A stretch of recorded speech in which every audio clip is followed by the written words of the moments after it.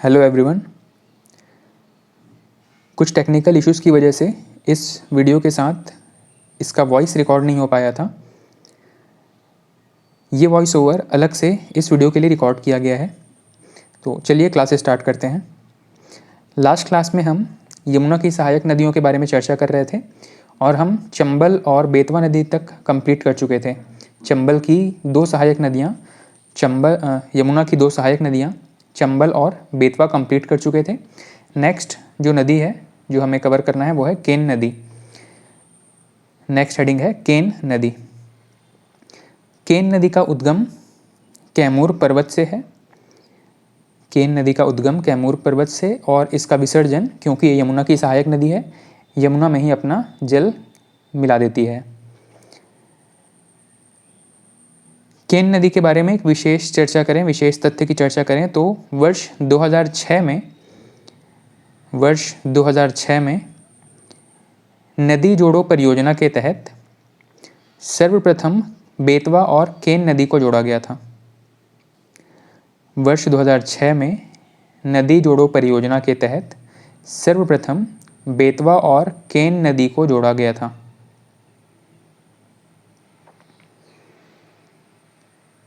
बेतवा और केन नदी को जोड़ा गया था। रिवर लिंकिंग प्रोजेक्ट, नदी जोड़ो परियोजना के तहत बेतवा और केन नदी को जोड़ा गया था। ठीक है, याद रहेगा। वर्ष 2006 में सबसे पहला नदी जोड़ो परियोजना बेतवा और केन नदी को जोड़ने के लिए।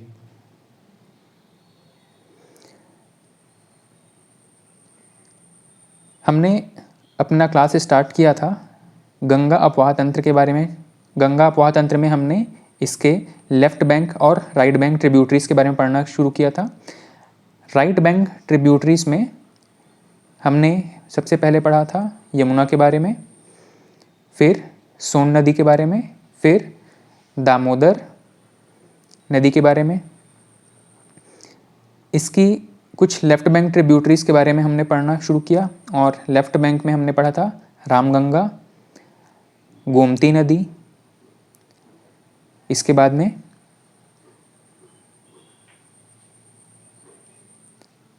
गोमती नदी के बाद में हमने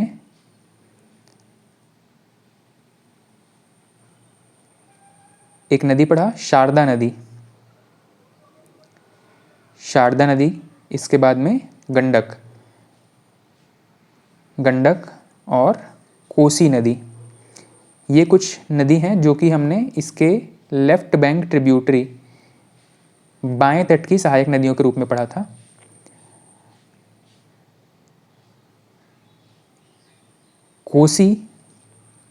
कोसी के बारे में एक तथ्य हमने पढ़ा था, इसे बिहार का शोक कहा जाता है। और दामोदर के बारे में हमने पढ़ा था, इसे बंगाल का शोक कहा जाता है। ठीक है, कोसी नदी बिहार का शोक और दामोदर नदी बंगाल का शोक।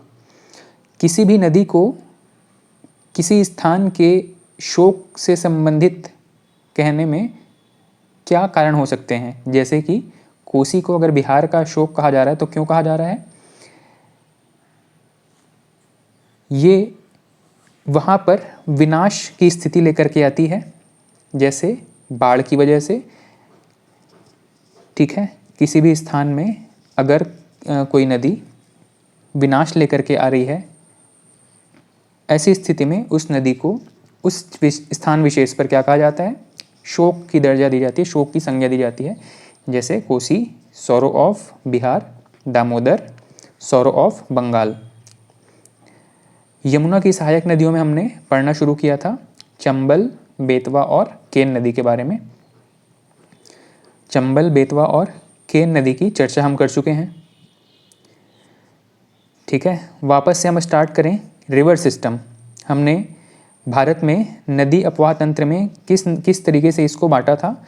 तो सबसे पहला था नॉर्दर्न रिवर्स या उत्तर भारत की नदियाँ, जिसमें कि हिमालयी नदियों को हमने पढ़ा था। और इसमें हमने पढ़ा था सिंधु, गंगा और ब्रह्मपुत्र नदी के बारे में।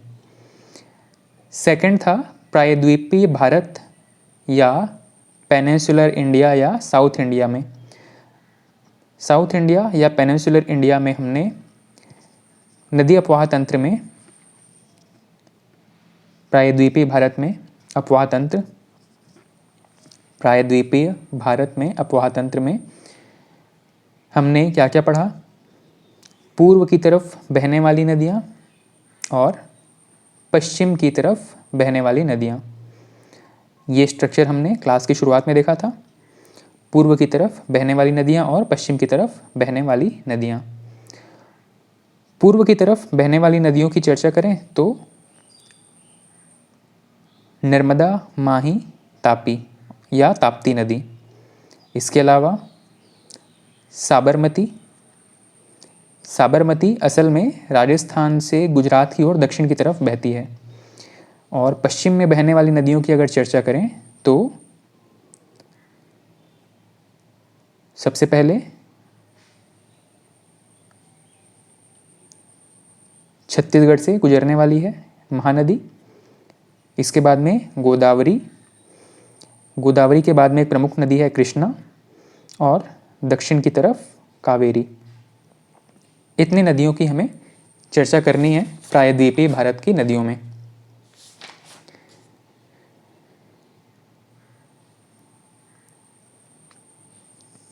सॉरी, यहाँ पर एक करेक्शन कर लीजिएगा। पूर्व की तरफ बहने वाली नदियाँ जो है वो महानदी, गोदावरी और कृष्णा है। पूर्व की तरफ बहने वाली नदियों में है महानदी, गोदावरी, कृष्णा, कावेरी। और पश्चिम की तरफ बहने वाली नदियां हैं नर्मदा, माही, तापी और साबरमती। मैप याद आ रहा होगा आपको। पूर्व की तरफ बहने वाली जो रिवर्स हमने ड्रॉ की हैं मैप में, महानदी, गोदावरी, कृष्णा, कावेरी। और पश्चिम की तरफ नर्मदा, माही, ताप्ती और साबरमती।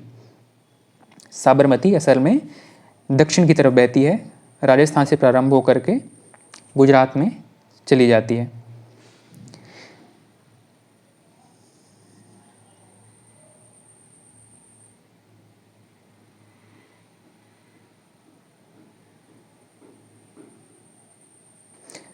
नेक्स्ट हम स्टार्ट करते हैं पूर्व की तरफ बहने वाली, पूर्व की ओर या बंगाल की खाड़ी में, पूर्व की ओर या बंगाल की खाड़ी, बे ऑफ बंगाल में जल गिराने वाली नदियाँ।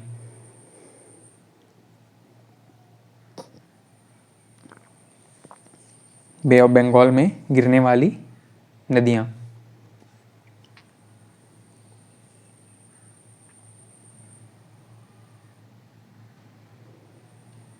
हेडिंग डाल दीजिएगा, पूर्व की ओर बहने वाली या बे ऑफ बंगाल में गिरने वाली नदियाँ।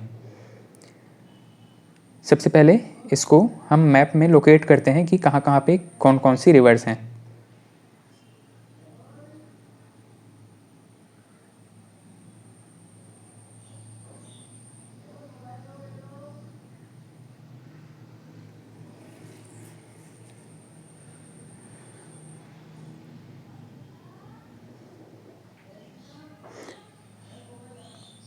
देखिए इस मैप में ध्यान दीजिएगा, हम बात कर रहे हैं पूर्व की तरफ बहने वाली नदियों, पूर्व की तरफ बहने वाली नदियाँ। प्रायद्वीपीय भारत में अगर हम भारत को एक कर्क रेखा के नीचे की ओर अगर देखें तो उत्तर की तरफ हमने बात कर लिया सिंधु, ब्रह्मपुत्र और गंगा नदी के बारे में। दक्षिण की तरफ अगर हम चर्चा करें तो सबसे पहले झारखंड से आप देखना शुरू करेंगे।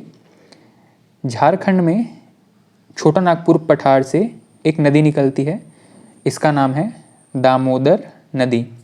दामोदर जो कि हुगली की सहायक बन जाती है। हुगली कौन सी नदी है?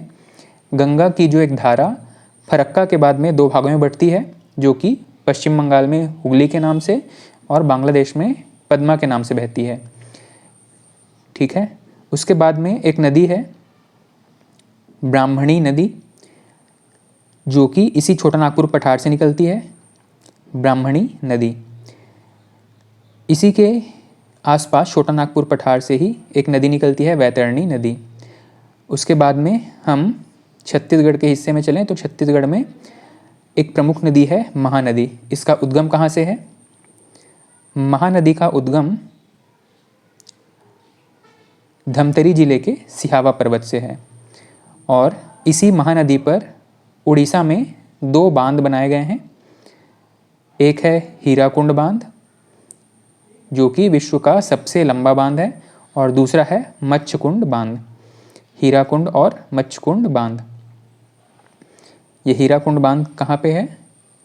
महानदी पर है, उड़ीसा में। महानदी पर उड़ीसा में, और इसकी लंबाई 4.8 किलोमीटर, 4.8 किलोमीटर लंबा यह विश्व का सबसे लंबा बांध है। ठीक है, ये जो नदी है महानदी, उड़ीसा में बंगाल की खाड़ी में मिलने से पहले एक डेल्टा का फॉर्मेशन करती है, डेल्टा का निर्माण करती है। पूर्व की तरफ बहने वाली नदियाँ डेल्टा का निर्माण करती हैं, जबकि पश्चिम की तरफ बहने वाली नदियाँ ज्वार नदमुख का निर्माण करती हैं, एस्चुरी का निर्माण करती हैं। ठीक है, ये जो नदियाँ हैं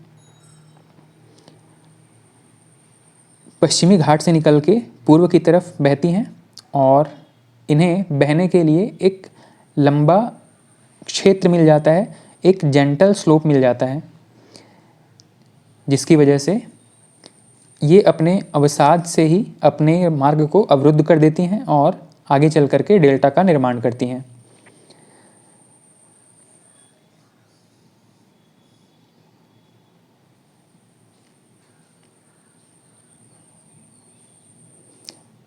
पश्चिम की तरफ बहने वाली नदियाँ ज्वार नदमुख का निर्माण करती हैं। ये तीव्र गति से अपने ओरिजिन जहाँ से ये नदियाँ उद्गम होता है, वहाँ से ये तीव्र गति से निकलती हैं और पश्चिम की तरफ बहते हुए सीधे अरब सागर में अपना जल मिला देती हैं।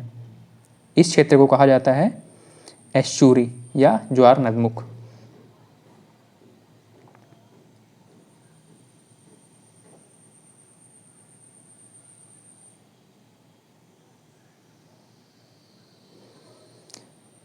चलिए, पूर्व की तरफ बहने वाली नदियों में सबसे पहला नदी नोट करेंगे। पूर्व की तरफ बहने वाली या प्रायद्वीपीय भारत में पूर्व की तरफ बहने वाली नदियों में सबसे पहला है स्वर्णरेखा नदी।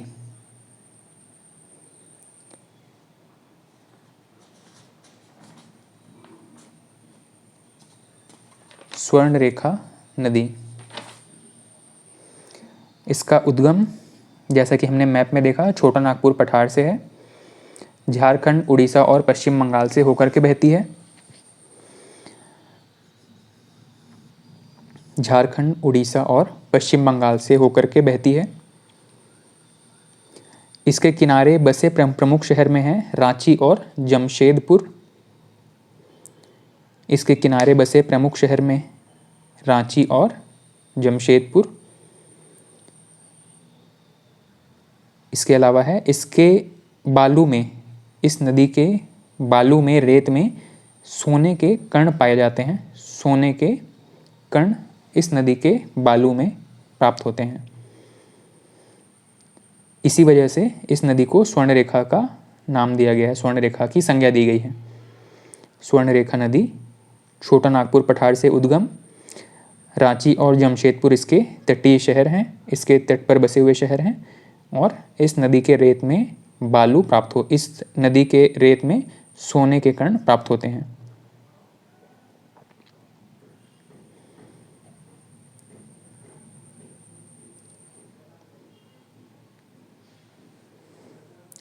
अंततः ये अपना जल बंगाल की खाड़ी में विसर्जन कर देती है।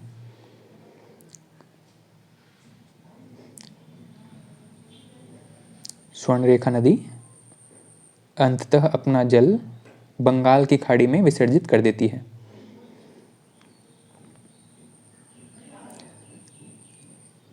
पूर्व की तरफ बहने वाली नदियों में नेक्स्ट रिवर है दामोदर नदी। पूर्व की तरफ बहने वाली भारत की प्रायद्वीपीय नदियों में है दामोदर नदी।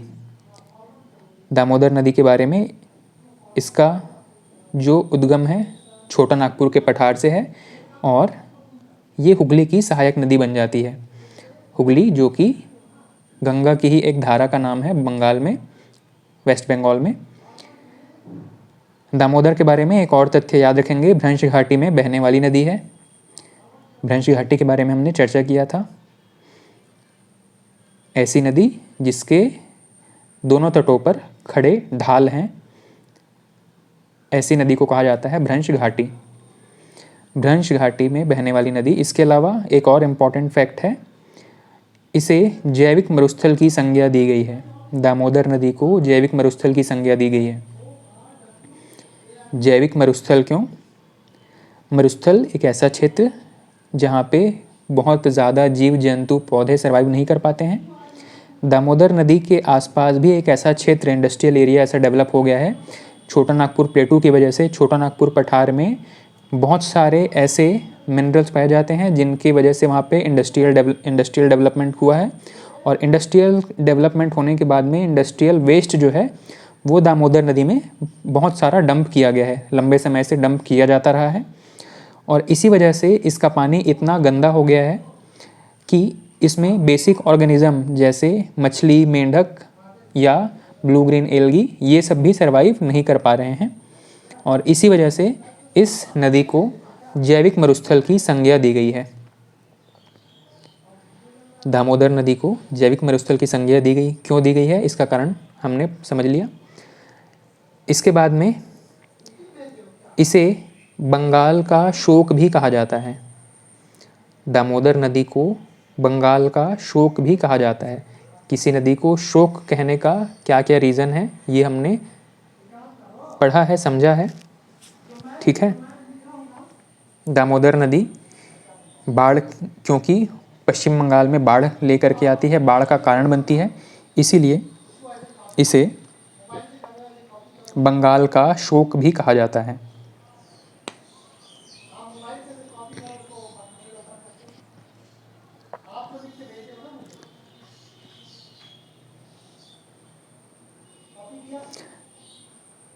नेक्स्ट इम्पॉर्टेंट रिवर है पूर्व की तरफ बहने वाली नदियों में तीसरे नदी के रूप में हमें पढ़ना है महानदी।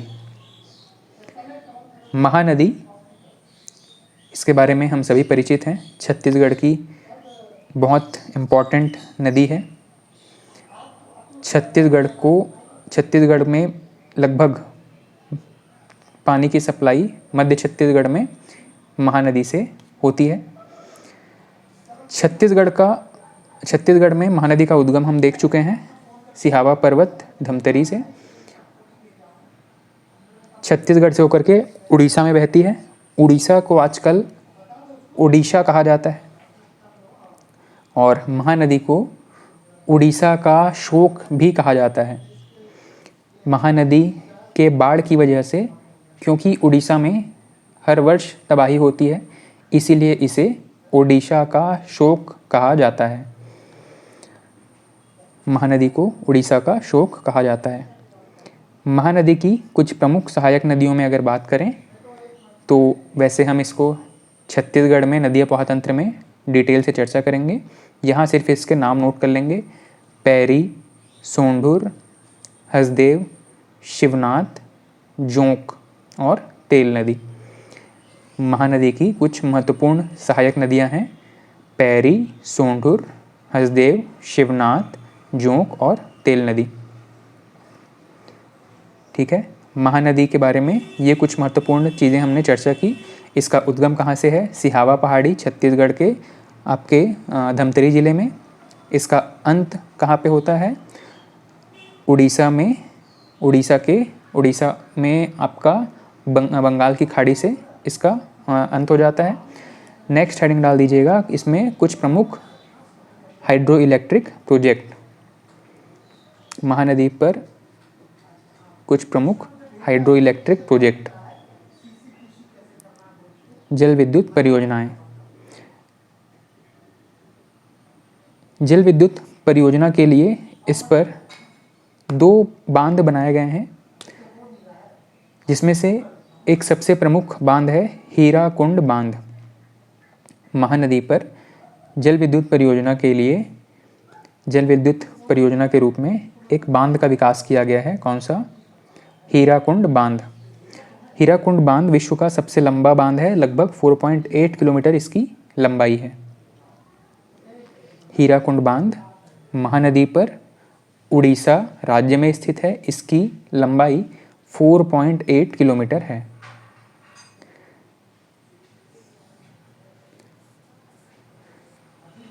इसकी लंबाई कितनी है? 4.8 किलोमीटर। विश्व का सबसे लंबा बांध।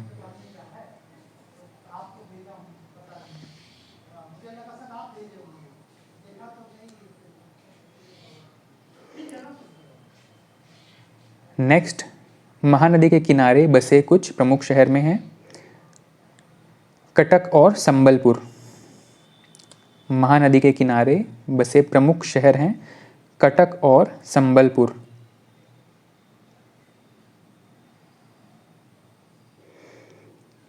इतना होने के बाद में नेक्स्ट हेडिंग डाल दीजिएगा गोदावरी नदी। उत्तर से दक्षिण की तरफ अगर हम चलें तो हमने कंप्लीट किया स्वर्णरेखा नदी, उसके बाद में दामोदर नदी, फिर महानदी। नेक्स्ट हेडिंग डाल दीजिएगा गोदावरी नदी। गोदावरी नदी के बारे में है। सबसे पहला इसका उद्गम, गोदावरी नदी का उद्गम कहाँ से होता है? त्रयंबक पहाड़ी, महाराष्ट्र। त्रयंबक पहाड़ी जो कि नासिक में है, और नासिक कहाँ पे है? महाराष्ट्र में।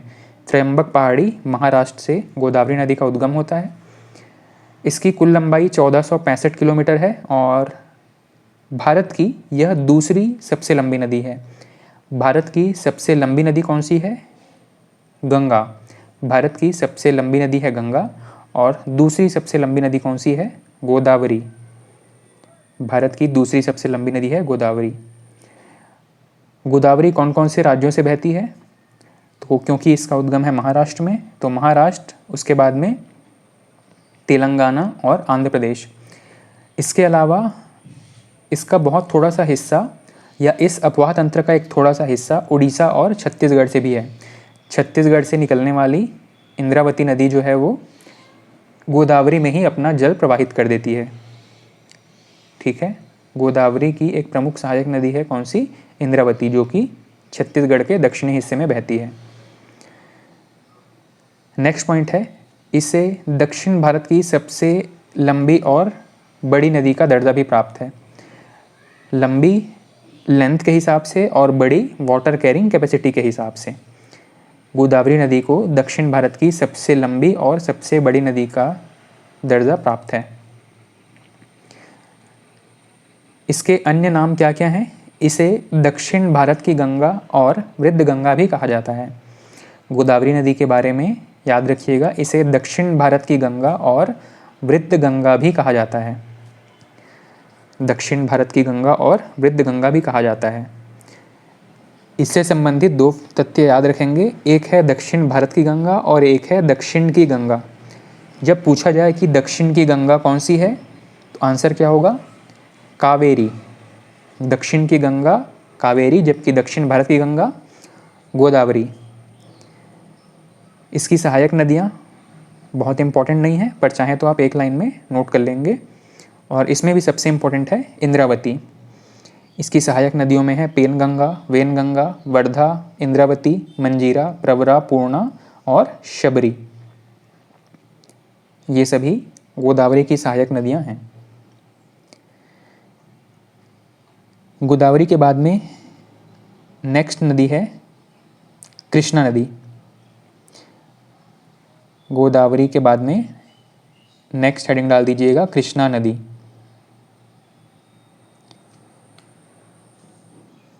गोदावरी के बाद में नेक्स्ट है कृष्णा नदी।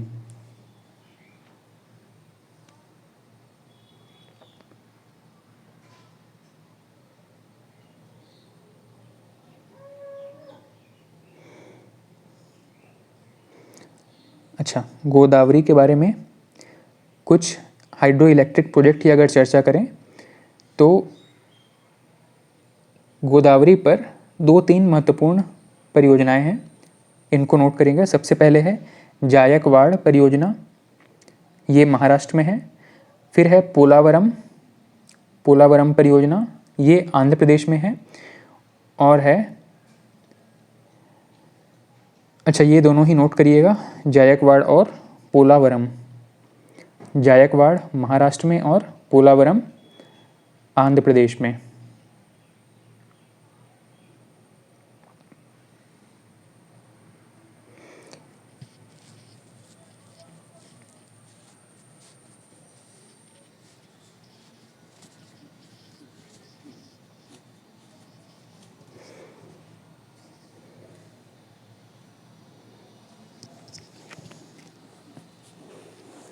गोदावरी नदी पर प्रमुख जल विद्युत परियोजनाओं में है जायकवाड़ महाराष्ट्र में और पोलावरम परियोजना, पोलावरम डैम आंध्र प्रदेश में।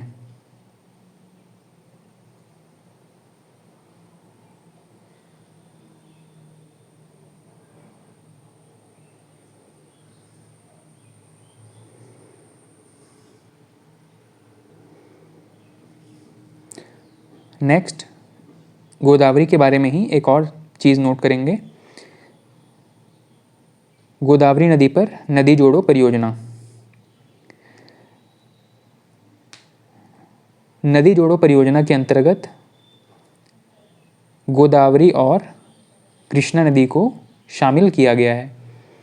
नदी जोड़ो परियोजना के अंतर्गत गोदावरी और कृष्णा नदी को शामिल किया गया है। किसी जगह पर नदी जोड़ो परियोजना डेवलप करने बनाने का उद्देश्य क्या क्या होता है? तो सबसे पहला है बाढ़ नियंत्रण। किसी एक नदी पर अगर बाढ़ की स्थिति बनती है तो उसका जो जल है दूसरी नदी पर भेजा जा सके। दूसरा है सिंचाई व्यवस्था, ताकि दोनों नदियों को और उसके आसपास के सभी क्षेत्रों को पानी की सप्लाई की जा सके। सिंचाई व्यवस्था के लिए, सिंचाई के लिए नहर के द्वारा इन क्षेत्रों को पानी दिया जा सके।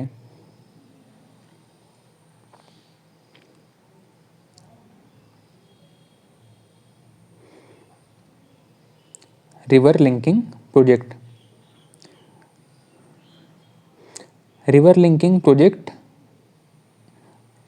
और कुछ नदी विवाद, ये हमें एक नदी वाला टॉपिक कंप्लीट होने के बाद हम इसमें कुछ नदियों से संबंधित विवाद भी पढ़ेंगे, जिसमें कि सबसे फेमस है एक कावेरी जल विवाद।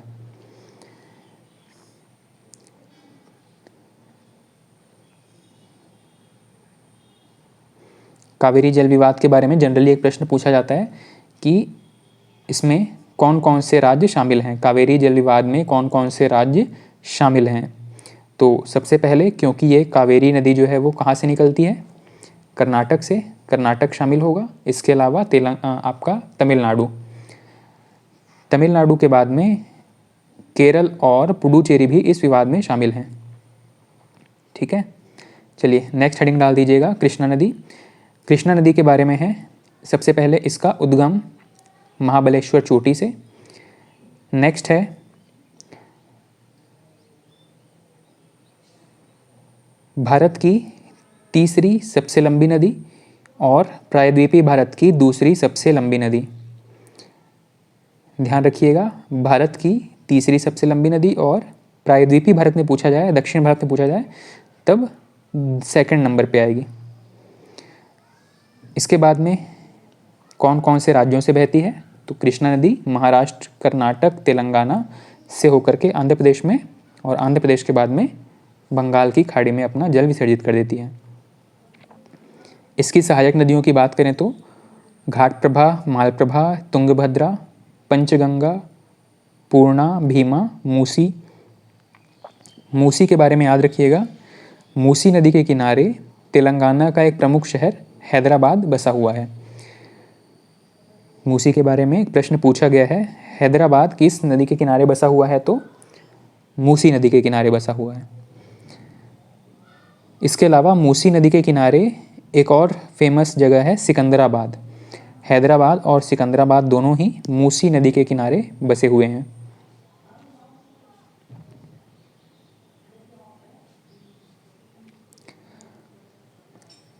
कृष्णा नदी की बात करें तो कृष्णा नदी के किनारे एक बसा हुआ प्रमुख शहर है विजयवाड़ा, आंध्र प्रदेश में। कृष्णा नदी से संबंधित ये कुछ तथ्य हमने नोट किए।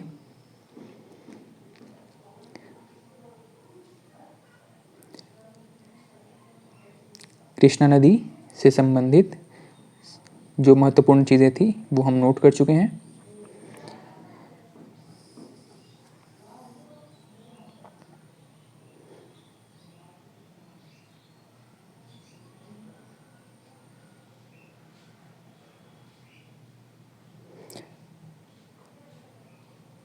नेक्स्ट हेडिंग डाल दीजिएगा कावेरी नदी।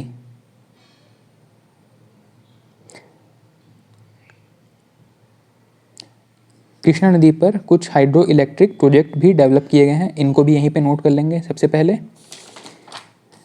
कृष्णा नदी पर कुछ महत्वपूर्ण हाइड्रो इलेक्ट्रिक प्रोजेक्ट।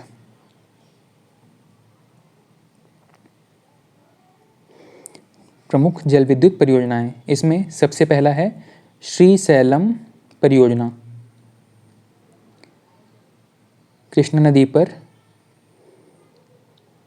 सबसे पहला इम्पॉर्टेंट हाइड्रो इलेक्ट्रिक प्रोजेक्ट है श्रीशैलम परियोजना।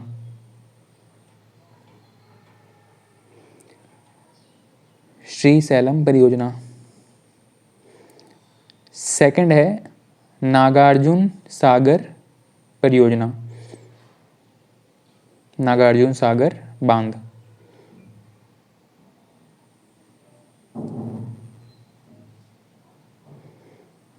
सबसे पहला था श्रीशैलम परियोजना, ये कहाँ पर है? आंध्र प्रदेश में। श्रीशैलम परियोजना आंध्र प्रदेश में है। सेकंड है नागार्जुन सागर,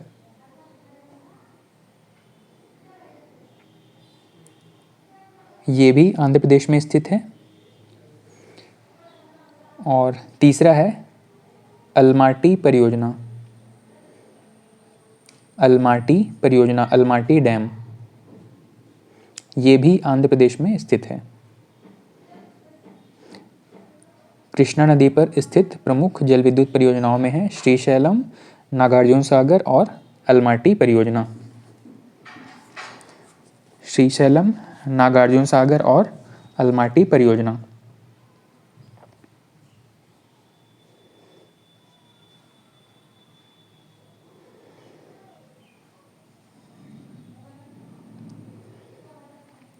ये तीनों ही आंध्र प्रदेश में स्थित हैं। कृष्णा नदी पर आंध्र प्रदेश में स्थित हैं।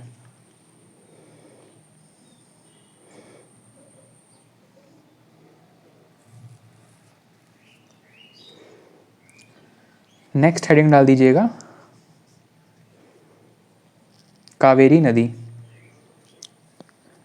कावेरी में सबसे पहले इसका उद्गम ब्रह्मगिरी पर्वत से, ब्रह्मगिरी पर्वत कर्नाटक से इसका उद्गम है। कावेरी की लंबाई 800 किलोमीटर। कावेरी नदी कर्नाटक और तमिलनाडु से होकर के बहती है। कावेरी नदी कर्नाटक और तमिलनाडु से होकर के बहती है।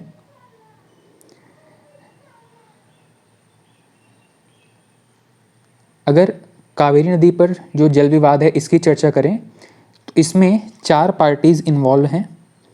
सबसे पहला है कर्नाटक, जहाँ से कावेरी का उद्गम होता है। दूसरा है तमिलनाडु, जहाँ से प्रत्यक्ष रूप से कावेरी नदी बहती है। कावेरी नदी के बारे में एक प्रमुख फैक्ट है, इसे दक्षिण की गंगा कहा जाता है। कावेरी नदी को दक्षिण की गंगा कहा जाता है। दक्षिण भारत की गंगा पूछा जाए तो गोदावरी, दक्षिण की गंगा पूछा जाए तो कावेरी। दक्षिण की गंगा कहा जाता है, कावेरी नदी को दक्षिण की गंगा कहा जाता है। जो स्थान गंगा नदी का है उत्तर भारत में, वैसा ही स्थान, वैसे ही धार्मिक आस्था है कावेरी नदी के लिए दक्षिण भारत में। जैसी धार्मिक आस्था गंगा नदी के लिए है उत्तर भारत में, वैसी ही धार्मिक आस्था है कावेरी नदी के लिए दक्षिण भारत में। इसीलिए इसे दक्षिण की गंगा कहा जाता है। जबकि दक्षिण भारत की गंगा पूछा जाए तो गोदावरी नदी।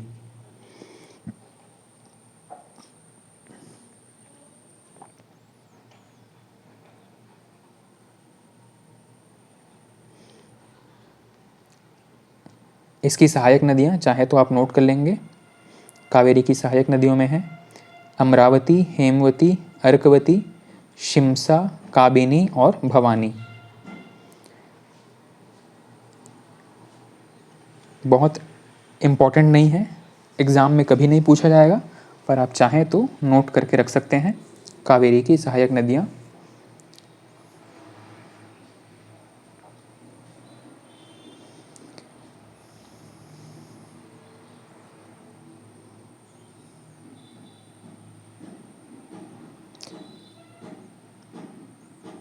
चलिए, हमने शुरुआत किया था नदी अपवाह तंत्र। नदी अपवाह तंत्र में हमने उत्तर भारत और दक्षिण भारत या प्रायद्वीपीय भारत की चर्चा की थी। प्रायद्वीपीय भारत में हमने शुरुआत किया था पूर्व की तरफ और पश्चिम की तरफ बहने वाली नदियों में, और पश्चिम की तरफ बहने वाली नदियों में, पूर्व की तरफ बहने वाली नदियों में हम अभी बात कर रहे थे कावेरी नदी के बारे में। कावेरी नदी पर कुछ प्रमुख परियोजनाएं भी हैं, कुछ प्रमुख हाइड्रो इलेक्ट्रिक प्रोजेक्ट भी हैं। इसमें सबसे पहला है शिव समुद्रम, नेक्स्ट है कृष्णराज, और तीसरा है मैटूर बांध। कावेरी नदी पर शिव समुद्रम भारत की प्रथम जल विद्युत परियोजना है।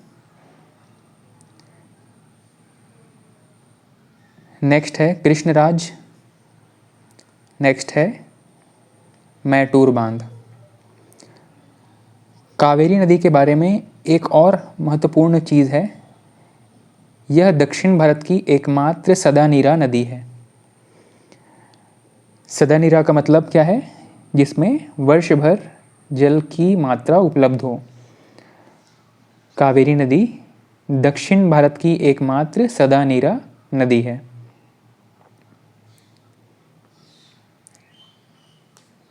इसका रीज़न क्या है? उत्तर भारत की जो नदियां हैं वो सदानीरा इसलिए हैं क्योंकि वहाँ पर ग्लेशियर्स की वजह से उन्हें वर्ष भर पानी की सप्लाई होते रहती है। जबकि दक्षिण भारत की नदियाँ क्योंकि पठारी क्षेत्र में है, यहाँ पर जो भी वर्षा होता है वो बिना भूमि में अंदर तक सिंचित हुए सीधे ही बह जाता है। कावेरी नदी एक ऐसे क्षेत्र में है जहाँ से कावेरी नदी एक ऐसे पहाड़ी क्षेत्र में है जहाँ पर पहाड़ों में बहुत सारे क्रैक्स और फ्रैक्चर्स डेवलप हुए हैं समय के दौरान, और उस पहाड़ के पूरे क्षेत्र में पानी जो है उसकी क्रैक्स में वर्ष भर भरा रहता है, और वहीं से धीरे धीरे इसे पानी की सप्लाई होते रहती है। ठीक है, इसी वजह से कावेरी जो है वो सदानीरा नदी बन जाती है, दक्षिण भारत में एकमात्र सदानीरा नदी बन जाती है। कावेरी नदी जिस पर्वत से निकलती है और पर्वत से जिन क्षेत्रों में बहती है उन पूरे पठारी क्षेत्रों में इस तरीके के क्रैक्स डेवलप हो गए हैं, और वहाँ पर बरसात का पानी रिस कर जमा रहता है, और साल के अन्य हिस्सों में, साल के बाकी समय में जब बारिश नहीं हो रही हो तब उसी क्षेत्र में जमा पानी इस नदी को प्राप्त होता रहता है।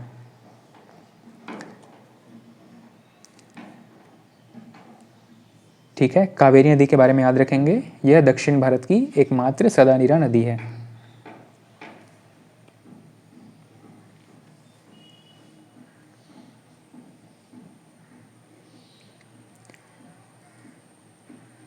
दक्षिण भारत या प्रायद्वीपीय भारत में पूर्व की तरफ बहने वाली नदियों के क्रम में हमने बात किया। सबसे पहले स्वर्णरेखा नदी के बारे में, उसके बाद में दामोदर, फिर महानदी, गोदावरी, कृष्णा और कावेरी।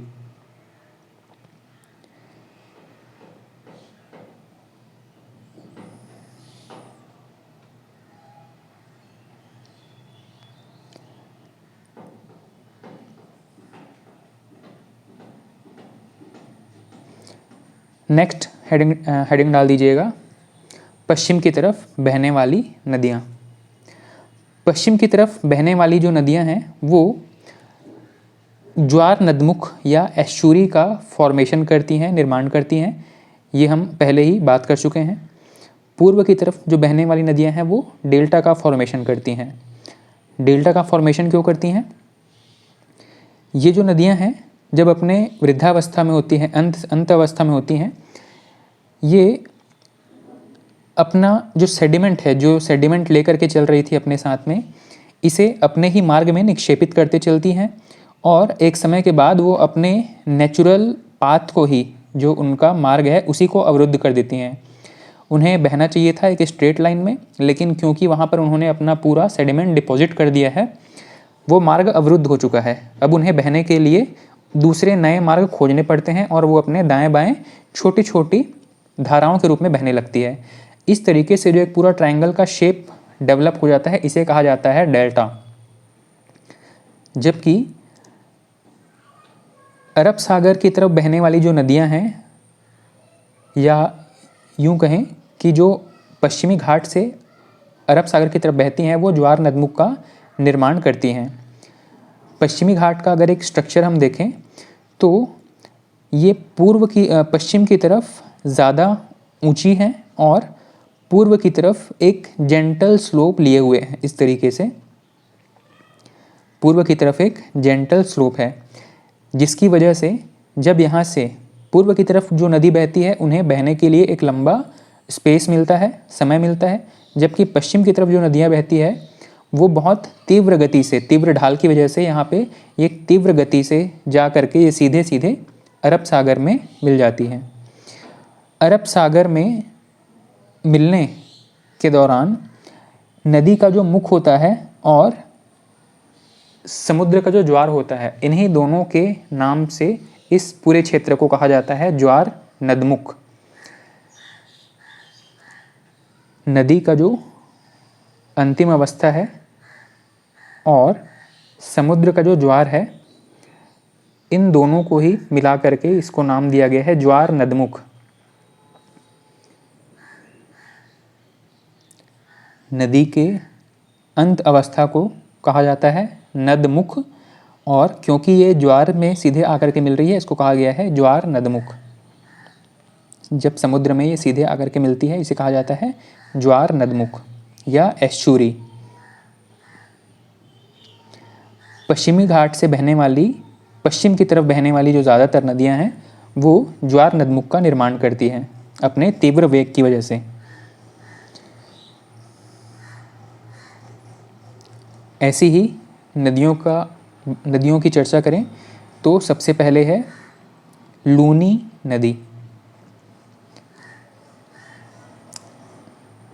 लूनी नदी असल में राजस्थान में अरावली पर्वत से ही इसका उद्गम होता है। राजस्थान में नागा पहाड़ी, अजमेर से इसका उद्गम है। ये पूरा क्षेत्र अरावली के ही आसपास बसा हुआ है। लूनी नदी दक्षिण की तरफ बहते हुए गुजरात में कच्छ के रण में विलीन हो जाती है। लूनी नदी के बारे में याद रखेंगे कि ये समुद्र तक नहीं पहुंच पाती है। मरुस्थल की प्रमुख नदी है। मरुस्थल कहने का मतलब है राजस्थान क्षेत्र से गुजरात वाले क्षेत्र में आकर के कच्छ के रण में विलीन हो जाती है। अरावली पर्वत में नागा पहाड़, अजमेर से इसका उद्गम है, और राजस्थान से गुजरात में आकर के गुजरात के कच्छ के रण में विलीन हो जाती है।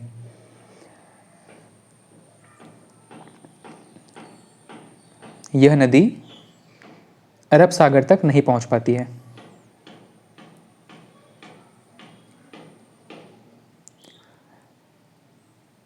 लूनी नदी भारत में खारे पानी की एकमात्र नदी है।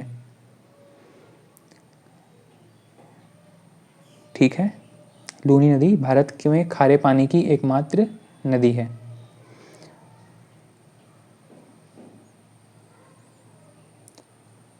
कच्छ के रण में यह विलीन हो जाती है। इसकी सहायक नदियां बहुत इंपॉर्टेंट नहीं हैं, आप स्किप कर सकते हैं।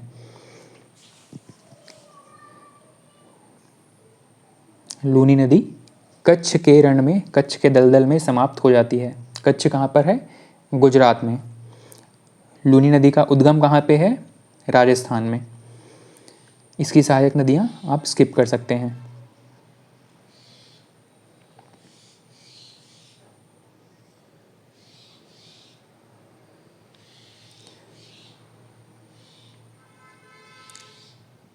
लूनी नदी समुद्र तक नहीं पहुंच पाती है, कच्छ के रण में, कच्छ के दलदल में समाप्त हो जाती है। ये चीज़ याद रखेंगे।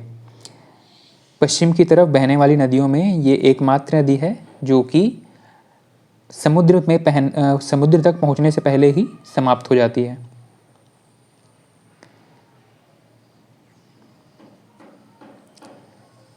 नेक्स्ट नदी हेडिंग डाल देंगे साबरमती। नेक्स्ट नदी है साबरमती।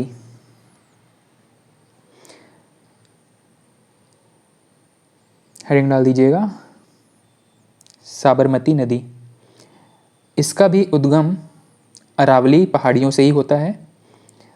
अरावली पहाड़ियाँ जो कि गुजरात से प्रारंभ होकर राजस्थान, दिल्ली तक जाती हैं। राजस्थान में ही अरावली पर्वत से साबरमती नदी का उद्गम है और गुजरात में खंबात की खाड़ी के पास में अरब सागर में विलीन हो जाती है। इसके किनारे बसे दो प्रमुख शहर अहमदाबाद और गांधीनगर। गुजरात की राजधानी कौन सी है? अहमदाबाद या गांधीनगर? ये दोनों ही शहर इसके तट पर बसे हुए हैं।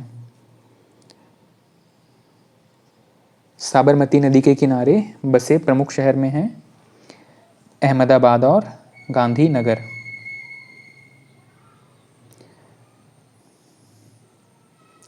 चलिए आज की क्लास में इतना रखते हैं, बाकी का नेक्स्ट क्लास में कंटिन्यू करेंगे। Okay, thank you.